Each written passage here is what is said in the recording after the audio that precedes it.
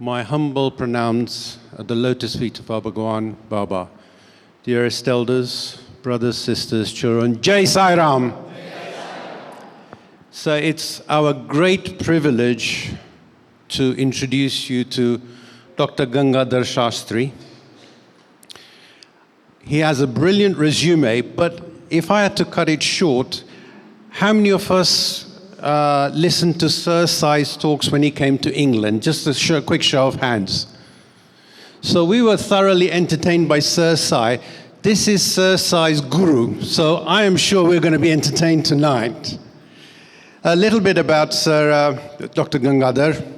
He completed an MA in political science, an MPhil in history and archaeology, and a PhD in public administration. He worked at the Andhra Loyola College as a lecturer from 1977 to 1979. Thereafter, he joined as the first staff member of the Sri Sathya Sai Institute of Higher Learning from its inception in 1981. Ever since Bhagwan blessed him with the opportunity to serve his lotus feet in various academic and scientific and administrative roles.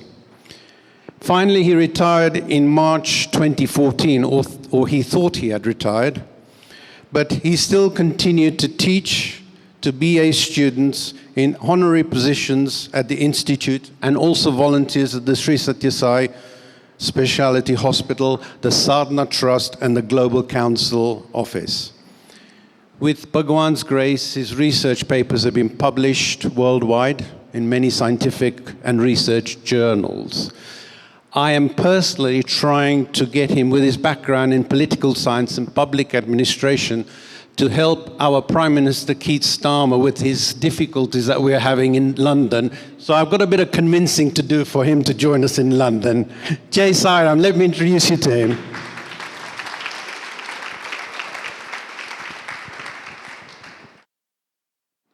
Om Sri Sai Ram. Offering my most prayerful salutations at Bhagwan's lotus feet, conveying my Sai Ram from the bottom of my heart to all of you here. I will try my best to share some of my experiences, some of my thoughts on Avatar Bhagwan Baba's mission and as well as vision. As I was coming here, I was told by many members to talk about my experiences and miracles of Bhagwan.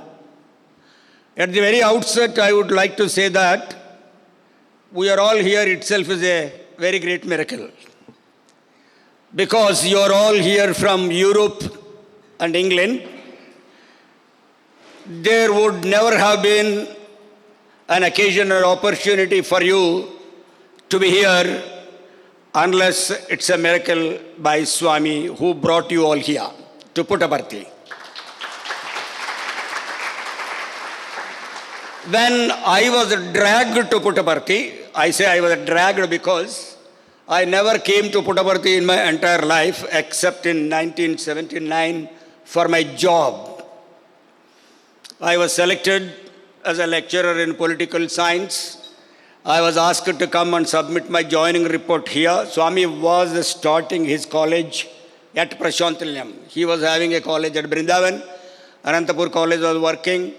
There was educational institutions at Mudanahalli, Ooty, and various other places. And Bhagwan took a decision to start a college as well at Prashantilyam. So I was looking desperately for a job because in the year 1979, all of a sudden, as I was working in Loyola College, the best college in Andhra Pradesh, United Andhra Pradesh in those days, in 77 to 79, I worked in a lean vacancy, which was for 3 years. 2 years completed, and I was about to enter into the third year of service, which was the last and final years of service in Andhra Loyola College.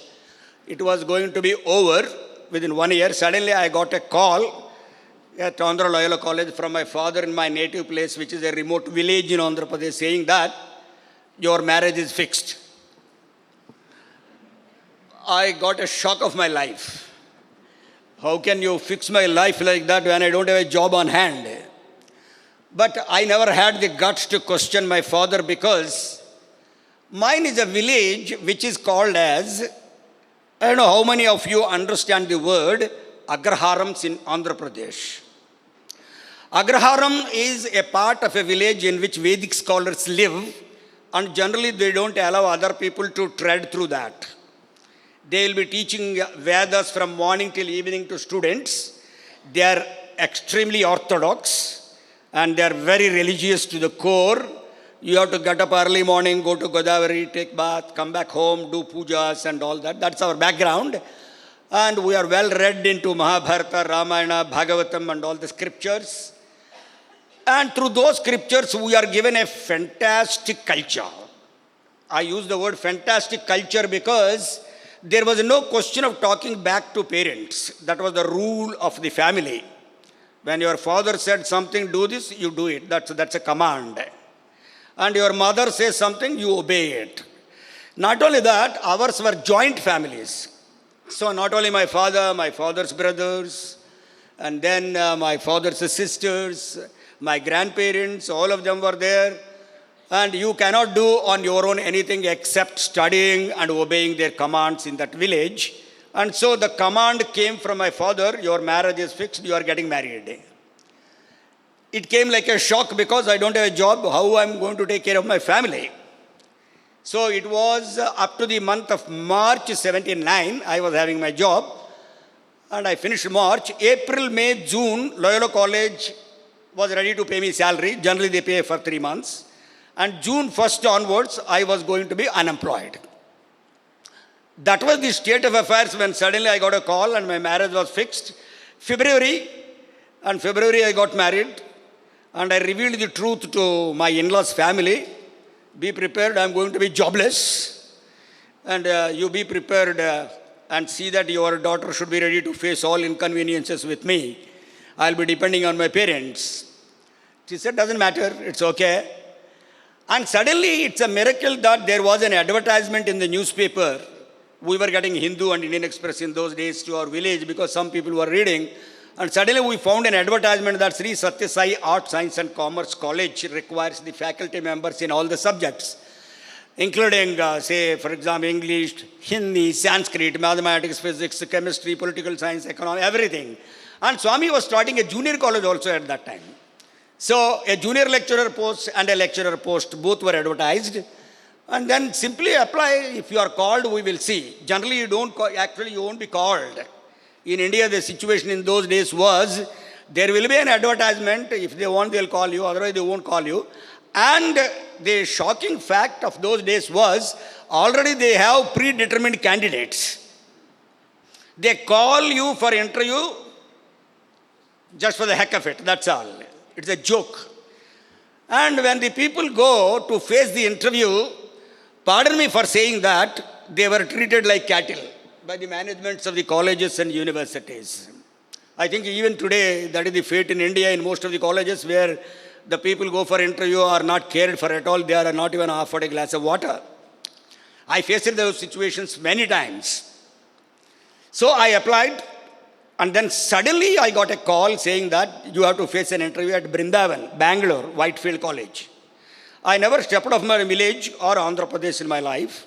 So now it was an ordeal how to go to Whitefield. Where is this Whitefield?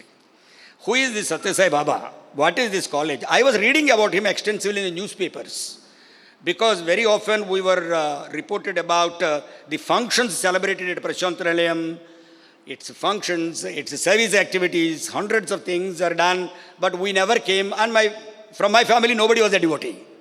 My in-laws family just then got married. I told you I got married in February.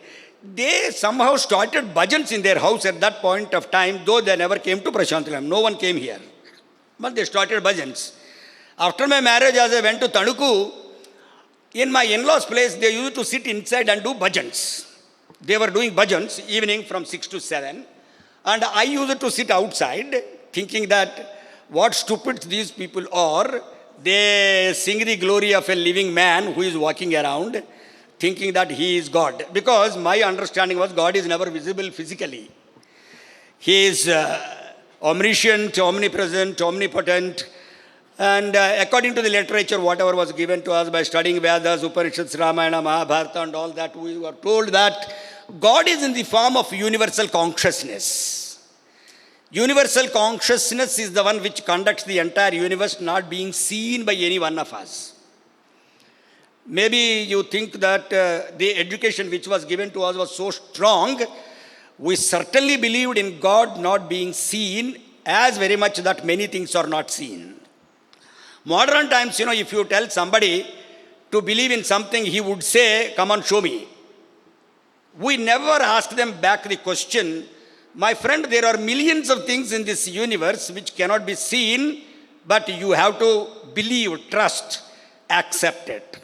That's how we are trained in our village from our childhood. When we ask them, take you to a Sivalinga, Sivalaya temple and he is God, I say, I don't see God there, I see only Sivalinga there.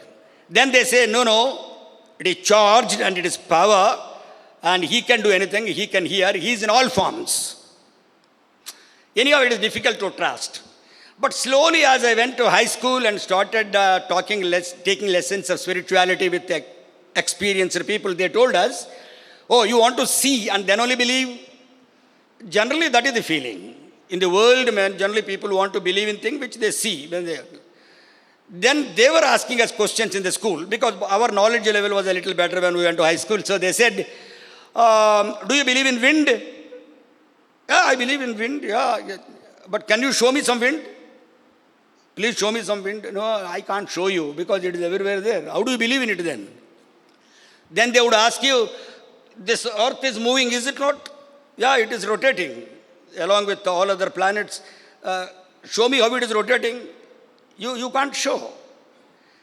So slowly, we are asked to understand the concept of universal consciousness, which appears in all the forms that are existing in this universe. Everything is nothing but reflection of universal consciousness. Everything.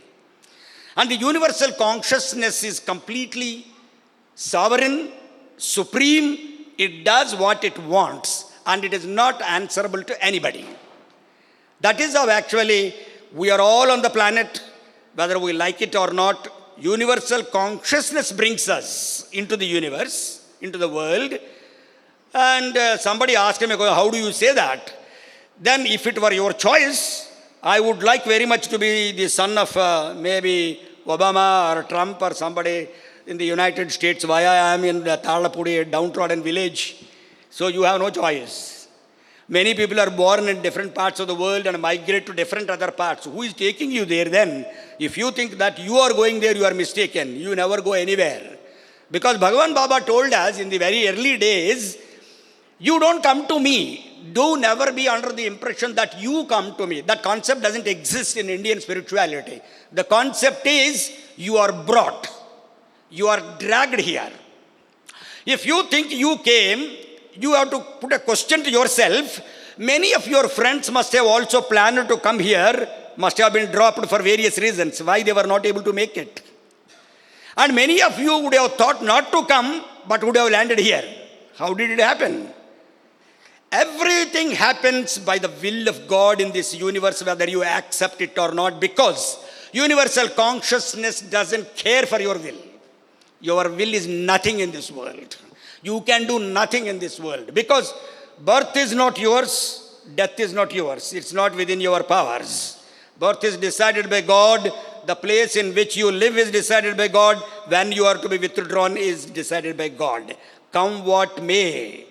This is the universal rule and that's how the universal consciousness conducts. But the beauty of the universal consciousness is when it wants to take a form and come onto the planet and guide some people to be on the right, on the path of righteousness so that you can sanctify your lives and also work for what's called as redemption.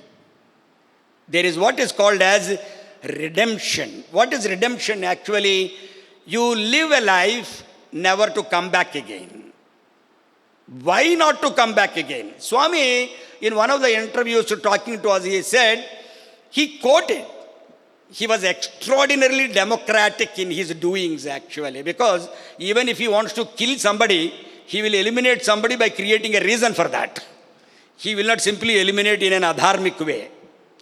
To give you an example, I don't know how many of you are exposed to Mahabharata, Ramayana and others. When Sisupala was born, he was born crooked. He was very dark in color, and even his own mother was shocked when he was born like that.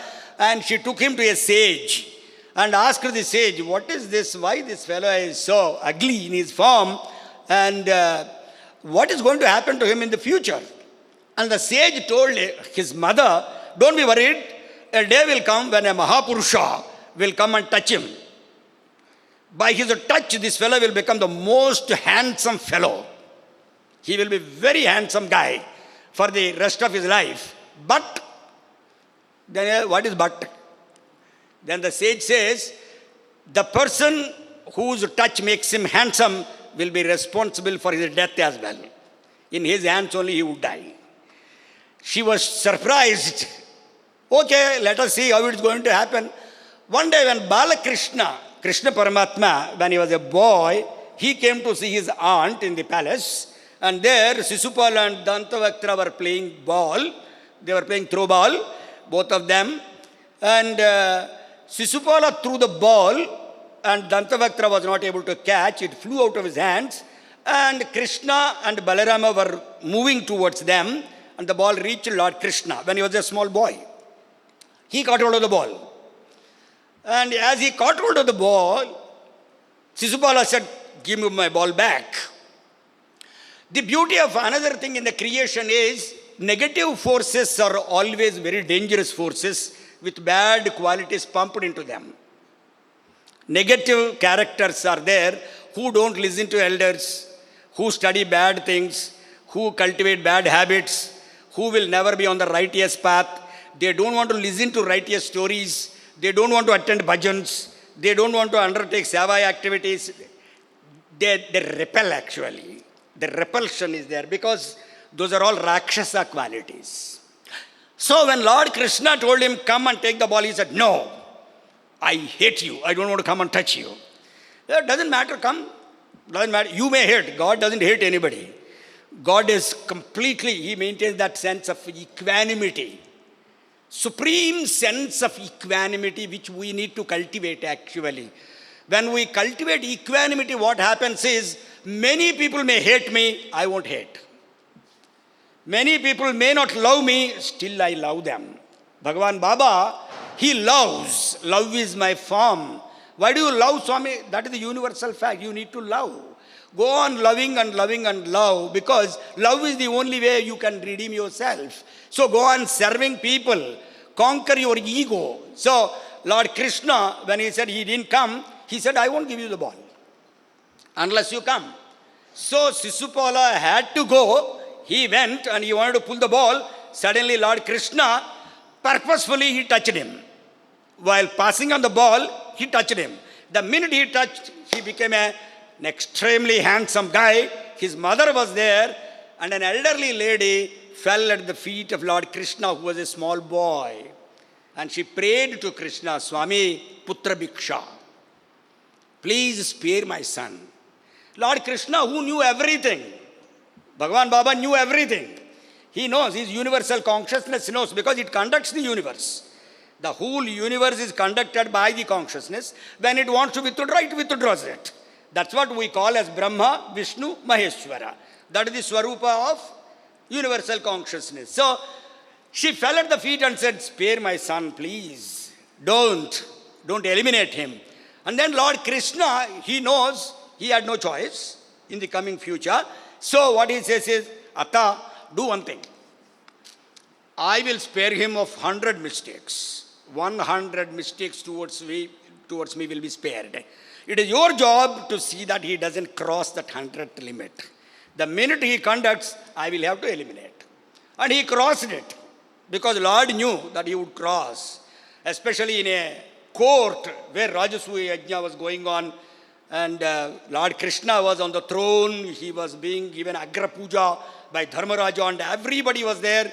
And Sisupala crossed that limit in the open court, went on scolding the Lord, and Lord released his chakra and eliminated him. But the beauty of this is, everybody knows all these stories, but the secrets are there. Extraordinarily, secrets which will reveal you the beauty of divinity are there in all these stories. That part we leave and we think that Krishna eliminated Sisupala. No, that's not the end of it.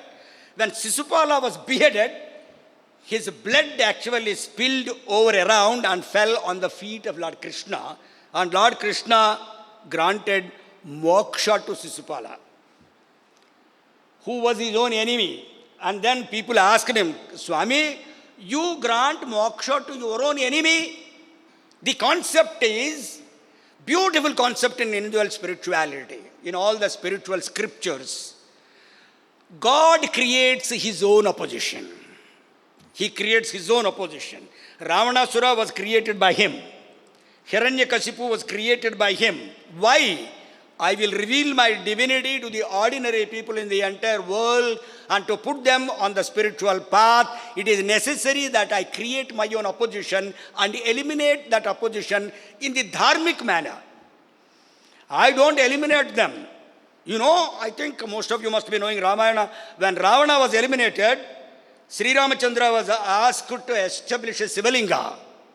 Rameshwaram Sivalinga was established and then consecrated. Abhishekam, puja, everything was done for Rama to get rid of the sin of eliminating Ravana. Ravana is not an ordinary guy. Because, you know, we don't have knowledge, we think that Ravana was an ordinary fellow. No, he was a master of Vedas. 64 kalas he mastered. Sri Ramachandra mastered only 16 kalas. 64 kalas he mastered, Ravanasura. There was nobody like him on the planet. And he created, because he chose. Jaya and Vijaya were born as Ravana and others there. So, in that again, when you look at Ravana, Kumbhakarna and Vibhishana, Vibhishana was there, sattvic quality.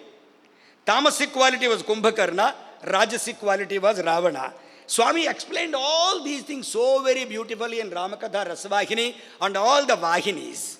Swami, as a boy, he declared himself as God. As a boy, in Puttaparthi village, where there was nobody, nothing was there. In fact, there was no food at home. There was no buttons to his shirt as a boy. He was actually putting a thorn. He was using a thorn as a button to his shirt. He was wearing a knicker. He was walking all around. He was serving at home. He was cooking food. He was serving everybody. The love of parents which we need to cultivate, you can take Swami as supreme example, because we are here in Puttaparthi on every birthday, starting maybe, I came very late in 79, even before that, Bhagavan was going to the samadhis of his father and mother. On every birthday he would go there. Certainly he would go. He would go there, offer puja, puts garlands and everything, and offers his prayers to them, respects to them, comes out, and then asks all the people to partake prasadam and all that, and comes. He did all his life. Ramana Maharshi was serving his mother, who was very old. He was giving her bath. He was changing her clothes. He was taking care of his mother all his life, Ramana Maharshi, personally. Why do you do personally that? Are you not aware that your mother did so much for you to bring you up when you were born? Till you were grown, she was doing everything. When you were sick, she did not eat for a number of days, offering prayers to gods. She spent nights and days without eating food and suffering so much, your parents. And you forgot everything that you are grown up. What has education given you? If not right understanding, we don't have right understanding about our parents, our elders, our society, our teachers. Swami always told our students, you must respect your teachers, that's all. Swami, the teacher did this. Even then you have to respect. And he loved the students so much, I tell you, in 79 when he started college, there were no buildings here. Sai Surendranath and others, they were all staying in East Prashanti Extension. That was their hostel. Swami used to walk there and go on talking to them. Exams time comes. Actually, we were affiliated to Venkateshwara University. It was not a university till 81. 79 to 81, it was Sri Sathya Sai Arts, Science and Commerce College at Prashanti Nilayam. 81 only it became university. And so now exams time, university exams, Swami would call all the teachers to the interview room, and then he would talk to us and say, I want you to do me a favor. You get a shock of your life actually when Swami says, I want a favor from you. Swami, you can command. But the culture, he wants to teach us. He wants to teach you culture, how to talk to people, he teaches you. I want you to do me a favor. Swami, command. Boys are having exams from the next week onwards.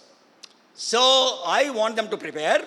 They need more time. So what you do is, early morning you get up.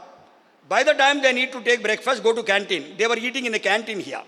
The lady said canteen was meant for our students. Our boys would go there, take their breakfast, take lunch, tea, everything. That particular section was meant for them.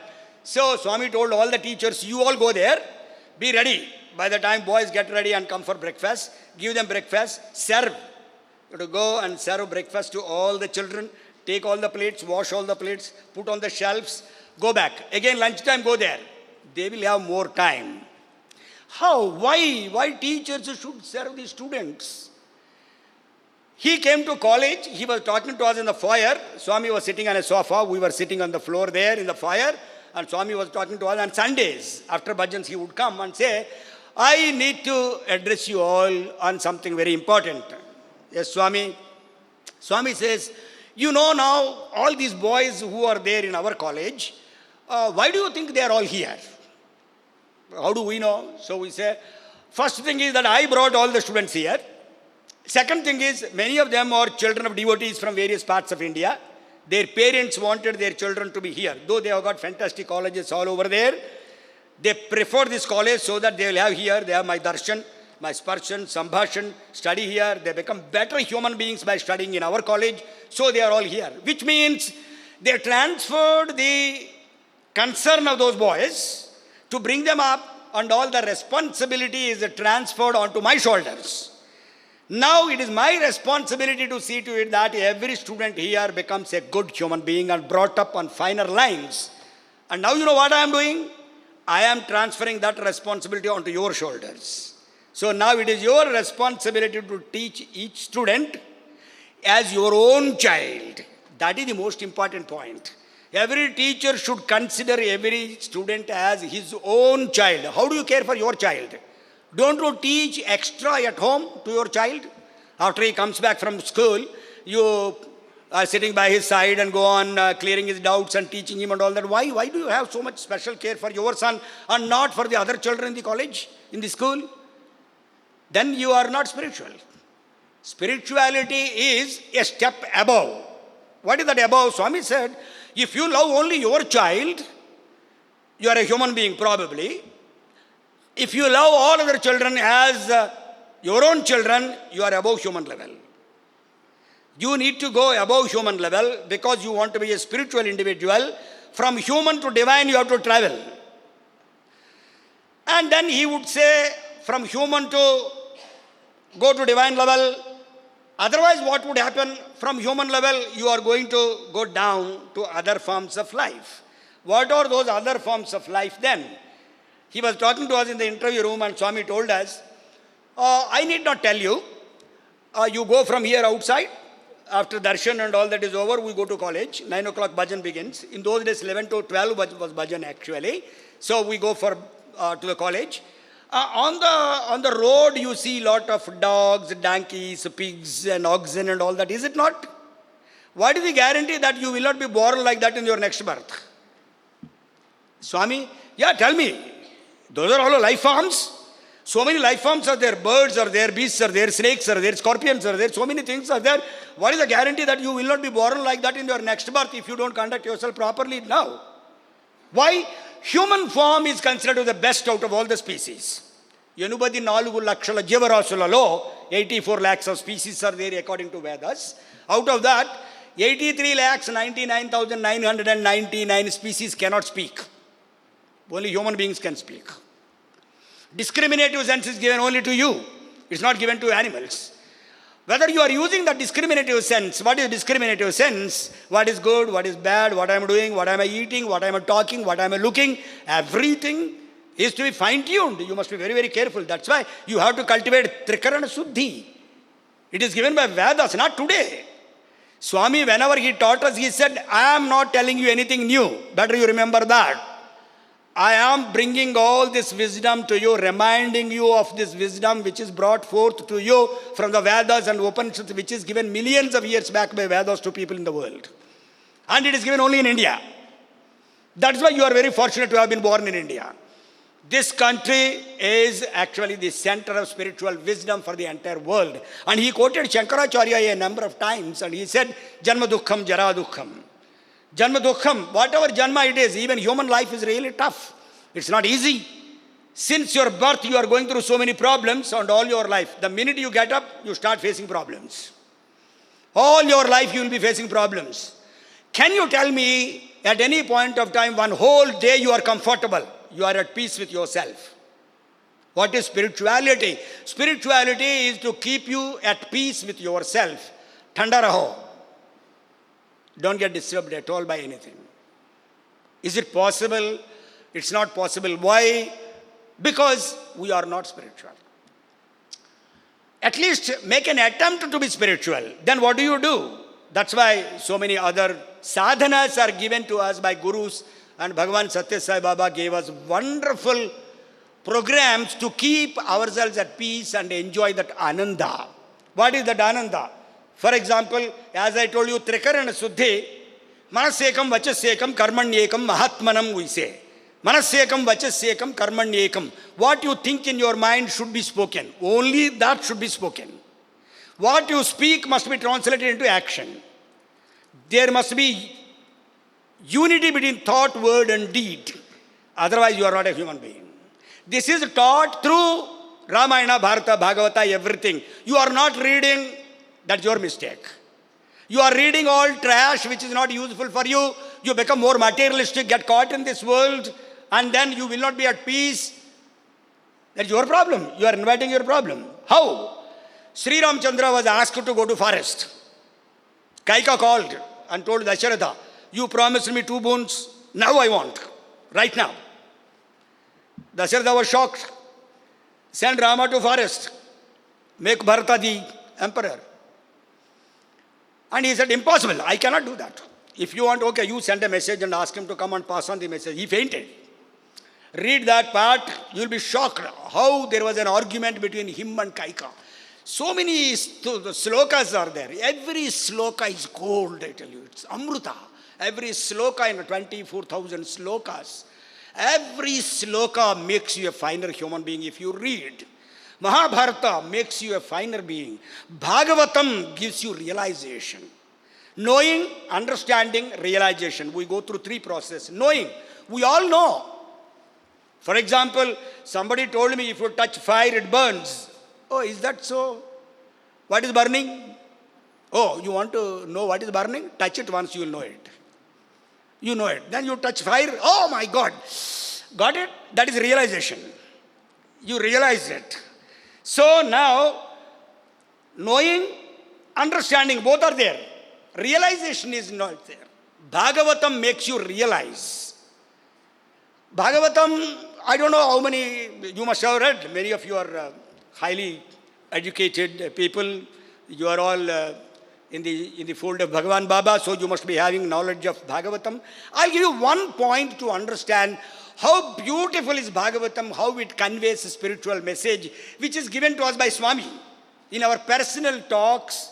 And when Swami wanted to chisel us and make us better human beings, how Swami explained to us about the secrets of Bhagavatam, Bharatam, Ramayanam. He said, Hiranyakashipu was vexed with Prahlada, and finally he told him one fine morning, where is your God? And then Prahlada said, Indu Garad Anduled and Sandhemu Valada Indian Vedic Chuchana Andande Garad. There is no doubt, here and there, everywhere he is there, wherever you want. You should have the mind to see it, that's all, he is there.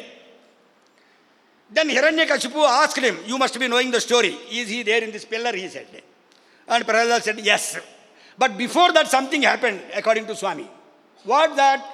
I believe Narayana came in his invisible form and he was very worried. Suddenly Prahlada says, he is in this pillar, I have to come out of this pillar, so let me be ready. He was ready there to take the form and come out. Or in case Prahlada says, is he in the roof? He'll have to come out of the roof.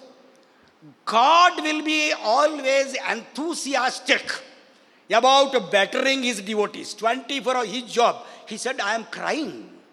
I always cry for good devotees to come to me, just as you cry to go to God. One day he said, Adi kavali, idi kavali, ededo kavalani edustavu, nenu kavalani eppudaina edichava.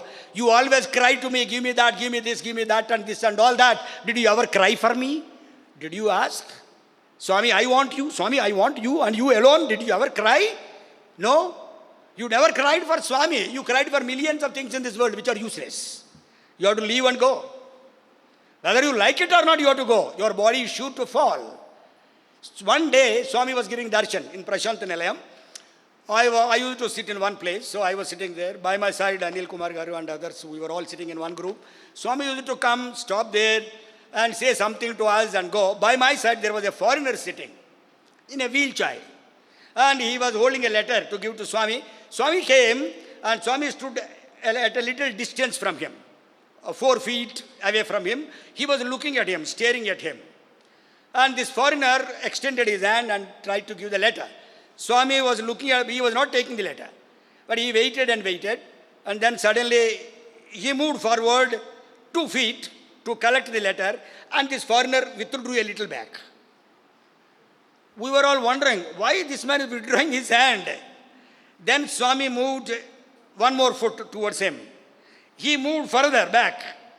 Then Swami moved forward. Finally, he withdrew further. Swami walked up to him and wanted to collect the letter and take it. When he got the letter, this foreigner, while handing over the letter, caught hold of Swami's hand.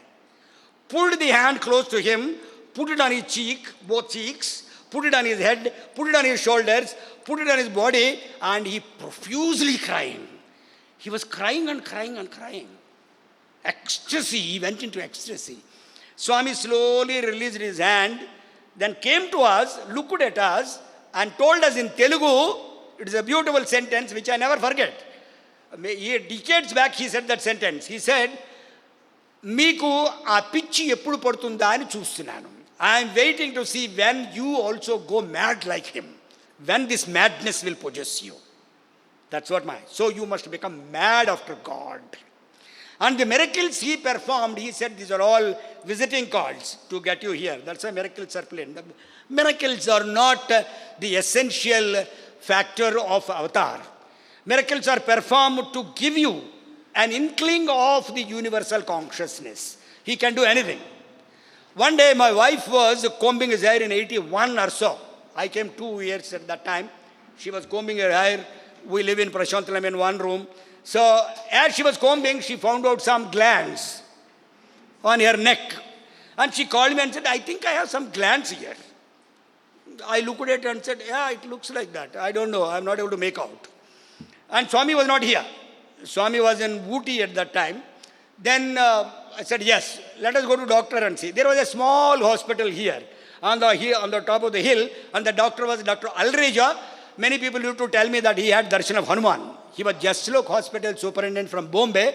He came away to Bhagavan, settled here, and he used to meet Swami regularly. He used to go to Swami, spend some time with him.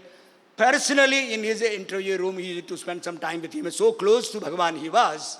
So we went to him, and he knew me pretty well. So he said, what happened? Then I said, this is what it is. He said, you need to put her through an X-ray. X-rays we don't have here. You have to take her to Anantapur. Take her to Anantapur, X-ray done and bring it. Then we'll see what is to be done. So we went, X-rays were done. We got the reports he saw and said, this is something like glandular tuberculosis.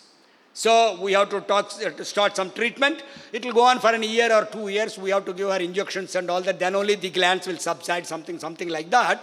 Then I said, okay, sir, I'll come back to you. We were blessed by Bhagavan Baba in those days to send letters to him from here and whenever there was need. So I sent a letter to Bhagavan because by that time he reached Vrindavan. I sent a letter saying that, Swami, this is what Dr. Alreja sir said. So what is it, your order? Swami sent a message back saying, you need not do anything, just keep quiet. I will come and see. I said, okay. So Bhagavan returned after weekdays. And in the evening as he was giving darshan, he went to my wife. He looked at her and said, hey, where are the glands, he said. And she was sitting in the line and she said, Swami, somewhere here. Oh, is that so? He materialized Vibhuti. He gave her, take it, it will go. Don't worry, he said. He came to me on the gent side and said, I gave her Vibhuti, nothing to worry. I'll take care of it. You just keep quiet, he said. I said, doctor said it was so serious. You treatment is to begin 1 year. And Swami says, nothing to worry. Just don't be worried about it. Okay. Let him do what he wants. Because anything is possible with Swami. So we waited. The coming Sunday, next Sunday, he called all of us for interview. All the teachers of the university. We were all sitting in the interview room, teachers. I was sitting close to Bhagavan. Bhagavan asked me, how are the glands? Swami, how do I know? I don't know anything about the glands. How many glands are there, he asked. I don't know anything about it, Swami, I said. Then he suddenly looked at me and said, do you want to see the glands? He said. I said, how do you see the glands in the interview room when my wife is at home and we are all sitting here in his presence? How do we see the glands? Do you want to see the glands? He said. I reluctantly nodded my head. Okay. Then immediately he waved his hand. He materialized a lingam, which is in grey color, and on that there were 3 spots, very dark yellow spots. He showed it to me and said, you know what is this? I said, Swami, it is Saligrama. It's not Sivalinga, those are called Saligramas actually. The one in the oval shape is called Saligrama. And the other thing is called as Sivalinga. So, Saligrama, yes. Do you see the spots? Yes, Swami, some yellow spots are there. How many are there? I said, Swami, there are 3 spots. There are 3 glands. I transplanted those here, he said. Oh, he got the 3 glands onto the Sivalingam and he gave it to me and said, take this home. Sairam, Sairam, Sairam, you say, and put some water on that. Ask her to drink that water every day. After a few days, the 3 spots will disappear. The glands will disappear. So this is a unique way of dealing with it. Only God can do it. So I took it home and I told my wife, Swami gave me Saligrama. She got a shock of her life and said, impossible.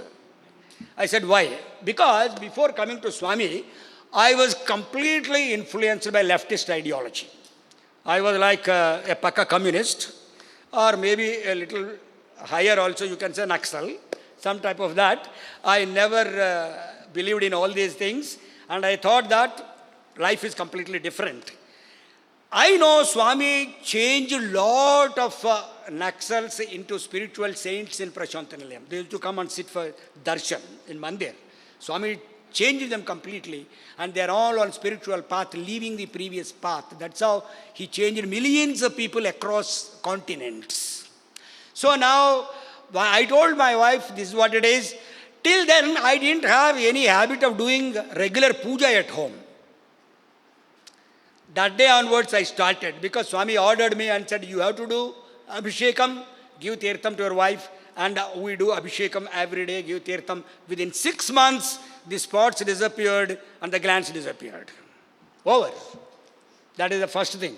Second thing was, my mom, my family side, nobody was a devotee. Swami was calling us for interviews and asking me to do many things. In fact, when my wife was in the family way in the first time, he told me she has got to go through some kind of careful observations for some days. I said, what is wrong with her? She's not maintaining good health and she should be careful. I took her to doctor. And Dr. Alreja said, see, I tell you, she cannot go up and down the stairs every day. So she should be careful. She cannot come for darshan. So I gave a letter to Bhagavan. Bhagavan is so kind, I tell you. So kind, so great. He called me, called my wife and said, yeah, that's what I was also telling you. Doctor said the same thing, you cannot come. I was in East Prashanti C11 in those days. So Swami said, you stay there in C11, in the corridor, take a chair, sit there from top, and as I come, I will wait downstairs, I'll see you, I will bless you from downstairs here. After taking my blessings, you can go home, take rest. Till further orders, every day, morning, evening, this is the one you need to do it. So she used to sit in the veranda, Swami comes there and blesses her and then goes. Every day he was going like that. And one fine morning, Swami asked me in the veranda, can you tell me through which month she is going to now? I said, Swami, I don't know. Then he said, you are so careless. We are lost in Swami Seva. Most of the time we were in the veranda only, all the time from morning till evening. We don't leave the veranda at all. That's how we are, even today. You will be surprised to know I am in West 3 C19. When I come out, I go to Mandir, I come back, I go to university, I come back, I go to grounds, I come back. We don't interact with anybody in the world. We don't interact with anyone.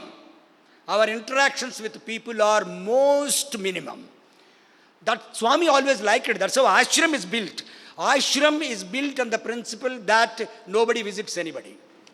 Don't visit. You are here for spiritual sadhana. You sit in your room and just do that. The discipline is so serious here. In 79, when I came, I did not know the discipline at all of this place. Me and my wife were going outside after evening bhajans, after dinner, to buy flowers for puja. As we were going, one Sevadal came rushing to us, running as if some calamity happened. He came and said, hey, come on. You be on that side, you be on this side. I said, hey, why, what happened? He said, hey, both of you are not supposed to walk together. A man and a woman cannot walk together on the road. I said, hey, what is it you are talking? She's my wife. Even then, to bhi, nahi chalega. Go that side, go this side. I said, what is all this? This says the rule of ashram. After 9 o'clock, I will not allow you inside. You cannot go outside after 9 o'clock. These are all rules made by Bhagavan. Personally. You know, an old man was given the responsibility to go around entire mandir. Every day after 9 o'clock, he would go and tap on the door. Any light is on, he'd go, sir, 9 o'clock. Oh, Sairam sir, put off the light. You have to put off the light. You cannot have lights on after 9 o'clock. Every rule made by Swami. So this is what was happening. And then I said, oh, is that the rule? It's okay. Next day morning, Swami asked me in the veranda, what happened yesterday? I think night one Sevadal rushed towards you and said something. Yes, Swami, some Sevadal came running and said, we both cannot walk together on the road. And said, yeah, that rule is made by me. So you cannot walk together. Why? You are sending a message to the society how men and women should conduct themselves. Very simple. We don't follow any rules and regulations today. We do whatever we like and we blame our children when they do the same thing. Why not we do it? There is a culture which is built up for thousands of years in this country. Thousands and thousands of years culture. We have destroyed it completely. We don't have respect for parents. We don't have respect for elders. We don't have respect for teachers. We don't have respect for anybody. Bhagavan Baba respected everybody. You will be shocked. Bhagavan respected everybody. Abdul Kalam sir, who was President of India, came here as a chief guest for our convocation once. I was doing some duty near the interview room door. In those days, I was sitting there. Thousands of people were sitting. Swami finished his round, came back, and near the pillar, near the interview room, Kalam sir was standing there like this. And Swami came and said, hey Kalam, why are you standing? You must be sitting here. You must have a chair. Hey boy, get a chair, he said. Boys are all sitting there. One boy ran to get a chair from the bhajan hall. And Kalam sir said, Swami, pardon me, how dare I sit on a chair in your presence? I will sit on the floor. No, you are President of India, so you can take a chair. Even before the boy got the chair, Kalam sir dropped on the floor. He sat there. No, Swami. President of India's respect for Bhagavan. So, you don't do that. Elderly people means how you have to sit, how you have to talk, how you have to behave. Everything is decided by the society in those days. You do that only. Respect everybody. That is the culture. Culture is built. And then what happened? Swami went inside the interview room, put all the letters there, came out and whispered into President's ears.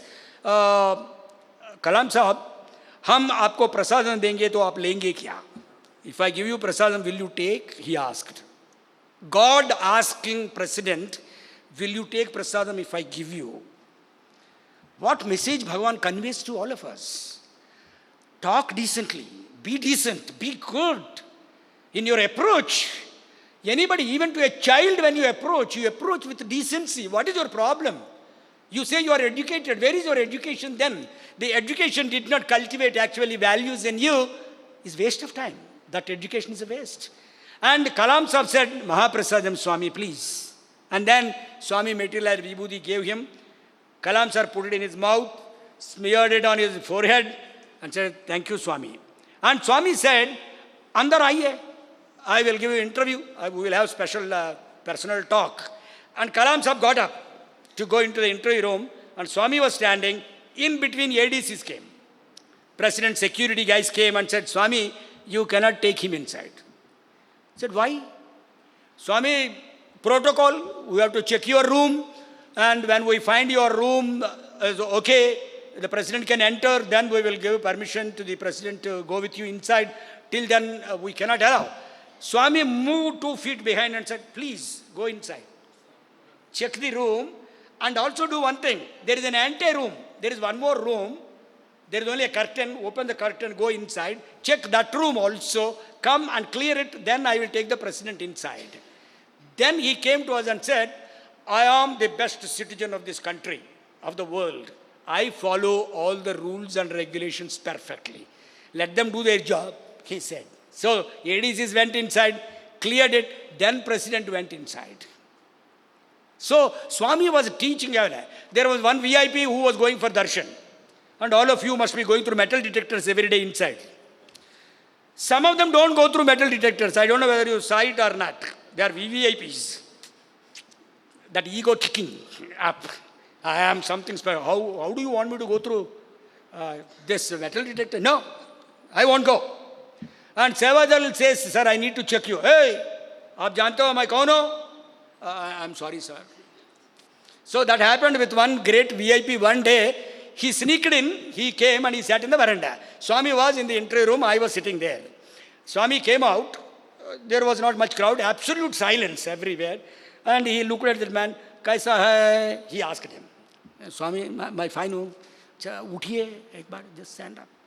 Then he whispered into the, aap kya kar rahe the wahan? Metal detector ke paas, you are shouting at somebody. Swami, he's everywhere. He knew. He's sitting in the interview room. He knew what was happening in the metal detector.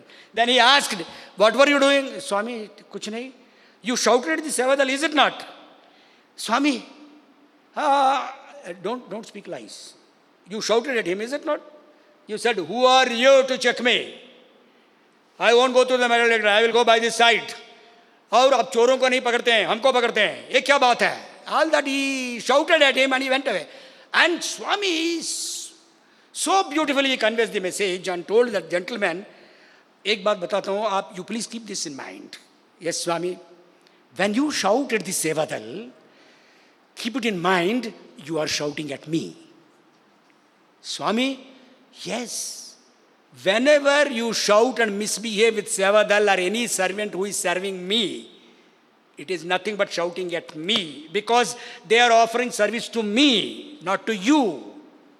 Now you go, apologize to that Sevadal. Tell him, I am very sorry that I shouted at you. This is called humility. The richest quality of every human being in this world is humility. You know when you will get humility? When your ego dies. And when ego dies, purposefully you should kill your ego. You know when it will die? When you say to yourself that, I am a normal being just like any other beings. Why you are a normal being just like other beings? In Mahabharata, there is a beautiful story where Dharmaraja, all the Pandavas felt extremely thirsty in the forest, moving around during Aranyavasa. And he called Bhima. He said, Bhima, everybody is thirsty. We want water. Go find out if there is a tank around here. Quench your thirst, get some water for us. Then you will be helping us. Then Bhima went out to the top of a tree and saw a lake somewhere and said, brother, there is a lake there. If you kindly permit me, I will go. That is the discipline between brothers. Unless Dharmaraja says, no brother was ready to move there. Same example you find in Ramayana.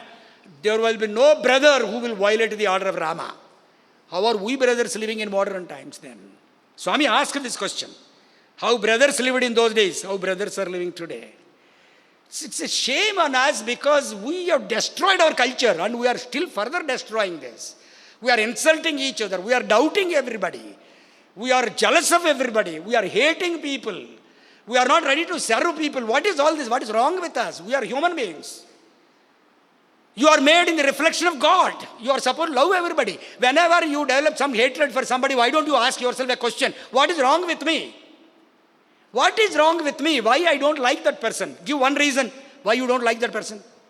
For that reason I don't like. Okay, if you don't like, is it going to harm that person? That won't harm. If you don't like the other person, that will harm you only, because you will be burning inside. Kama, krodha, lobha, mada, moha, matsaryaha. All these qualities are going to destroy you completely. It is your responsibility to win over kama, krodha, lobha, mada, moha, matsaryaha. So all these. That is the culture which is given to the world by India through its scriptures. Bhagavan Baba gave this. Bhagavan Baba talked extensively. Millions of discourses Swami gave.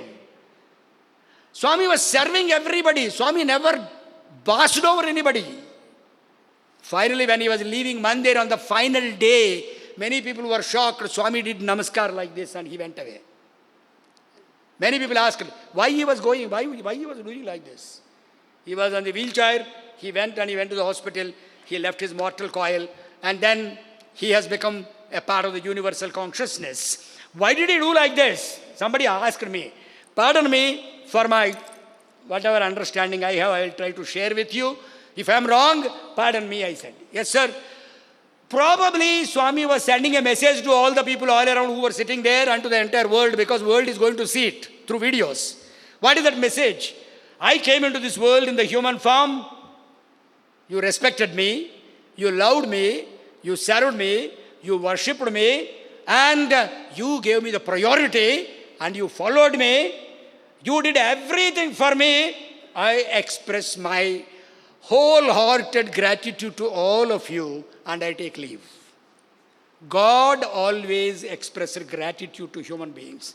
Are we expressing gratitude to anything in the world? Earth, rivers, mountains, skies, species? We are destroying everything. Everything. Air pollution, food pollution, water pollution, other pollution, mind pollution. Everything we are polluting completely. Are we Rakshasas?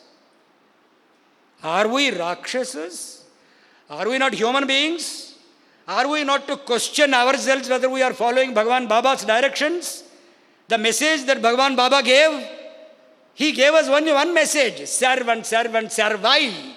Paropakarardham yadam shariram. This body is given to all of us to be destroyed in the service of society, because whether you like it or not, it will be destroyed. You will have to drop the body one day or other. Drop it in a meaningful manner, in a sensible manner, by serving the society. When we say society, don't think that only human beings. Never be under the mistake that you are here to serve the human beings. You are here to serve the birds, beasts, creatures, rivers, mountains. Everything is a part of Bhagavan's creation.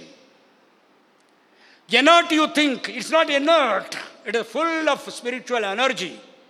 In the Ramayana, the incident when Sanjeeva mountain was taken by Hanuman to save the life of Lakshmana, he was asked to put it back there. Take it and put it back there.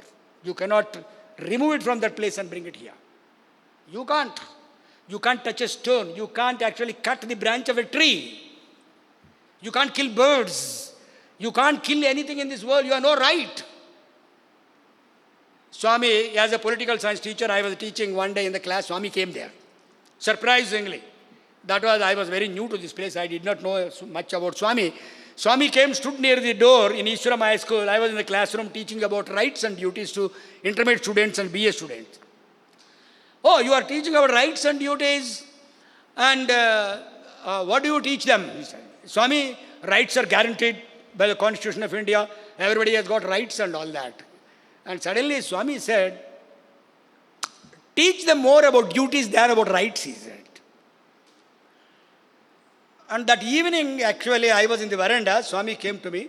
You know why I told you to teach more about duties and not about rights? No, Swami, I don't know. And then Swami said, all those people in the world who love duties more than rights and are always ready to perform their duties towards the society, not demanding their rights, they will be delivered faster. Why, Swami? You are doing your duty, not demanding anything from the society. You are serving the society. You are born to serve. And in that context, Swami said, you are a government employee. You don't say government employee. I am in government service. Why government service? Government is people. You are here to serve the people. Are you really serving the people? Swami said, the President of India is the first servant of the people. A father is the first servant of the family. A grandfather is the first servant of the entire family. They serve, serving. That's why it is said by Vedas, Paropakara jadam shariram. Your body is given to you to be destroyed in the service of others. Don't get served by others. If you get served by others, you will be indebted to them.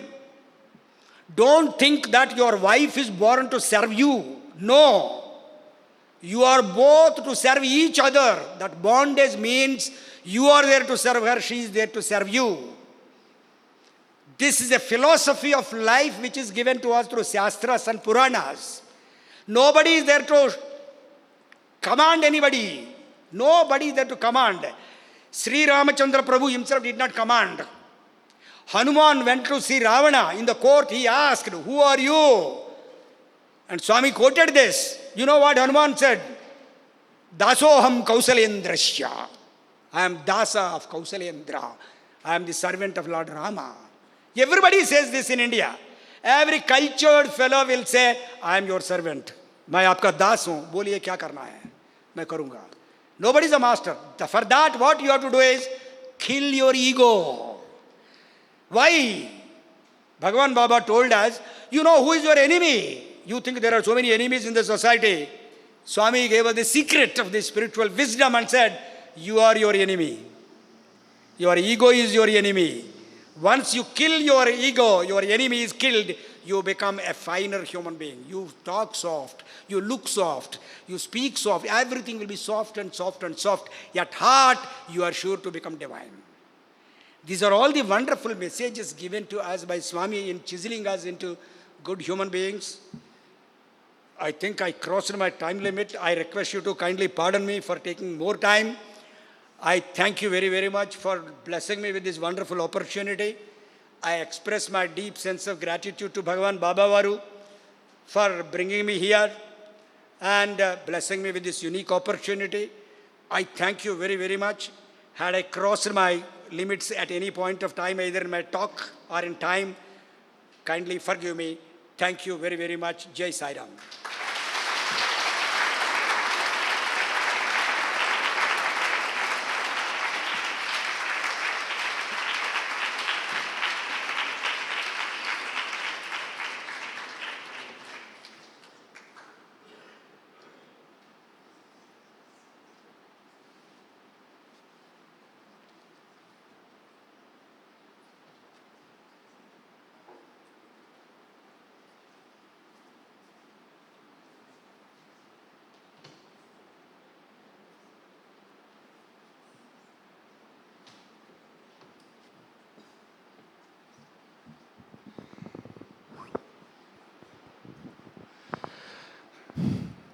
Offering my humble pranams at the divine lotus feet of our beloved Bhagwan in his own abode, Bhagwan Shri Sathya Sai Baba, respected elders,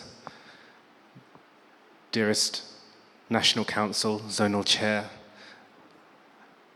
dearest Dr. Shastri Sir, dearest Sainath Sir, Sai Surendranath Sir, Jai Sai Ram. First of all, thank you to Swami for allowing us to hear the voice of Dr. Shastri Sir, but the words of Swami here in Prashanti Nilayam. We've had the privilege of having quite a few senior devotees come to the UK to speak to us. So how fortunate are we that we are sat here today in this place to listen to these words of guidance and love for Swami. I'd like to say a huge thank you to Dr. Shastri Sir for sharing your energy, your experience. You wouldn't tell that it's nearly 9 o'clock at night. Sir it's almost like it's 6 o'clock in the morning and he's as fresh as a daisy. So thank you, sir.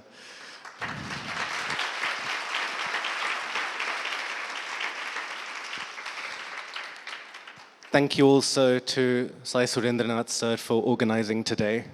We've heard the student in the UK, so we're so fortunate to hear the teacher in India, in Prashanti Nilayam, in front of the divine teacher.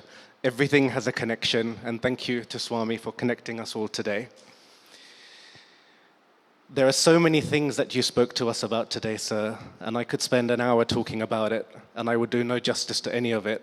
But a few things that definitely will resonate with me throughout this trip and hopefully with all of us as we return home.